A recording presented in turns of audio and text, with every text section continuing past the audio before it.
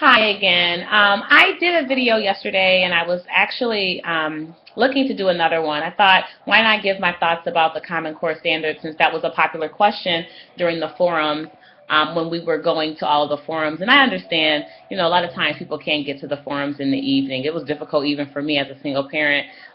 Kids have dance class, they have all their little things that they do, their social calendar that we have to keep up with.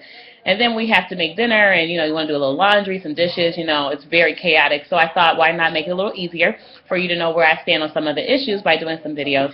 So I wanted to talk about the Common Core. That's a big red button issue this go around for the school board race. And I want to talk about the fact that a lot of times students are being measured on things that they don't necessarily have access to. So last year as a school social worker, I was able to see some of the questions, the test questions from last year's Common Core exam, and one of which for the third graders were on Tolstoy. And a lot of times students that don't have that kind of background as it relates to literature get stuck on terms and words they've never heard before, to the point where they can't even get past that in the text enough to actually answer the question that they actually may know the answer to. And so I do think that sometimes we need to stop trying to get students to be all alike, and we should do more of measuring the growth of the student's academic progress.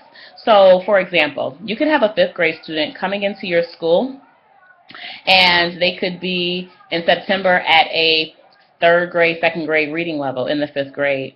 And that teacher will work with that student from September until April actually, when the first state exam occurs.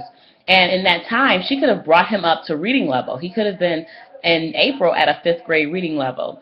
But unfortunately, the way that the state exam is designed, it's actually designed on a seventh grade reading level as opposed to a fifth grade reading level. And so students that are at a seventh grade reading level tend to do better on the state exam.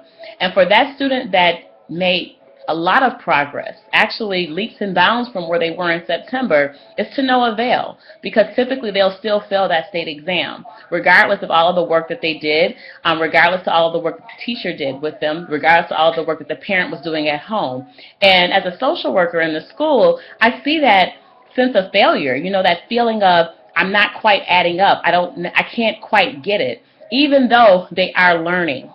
And I really want us to focus on learning and not test taking, learning, critical thought, and not test taking. And so those are the things that I'll constantly be bringing up, ways to achieve that in the school district as a board member. The Common Core is rigorous. And I do believe, personally, that no one rises to low expectations. So we should challenge our students, which is why it actually brings me to the point of we should have rigor in all of our schools. If you have a gifted student, you shouldn't have to bus them all the way across town to the one gifted and talented program in the city of Buffalo. All of our schools should have a gifted and talented program, because at every school there are gifted children.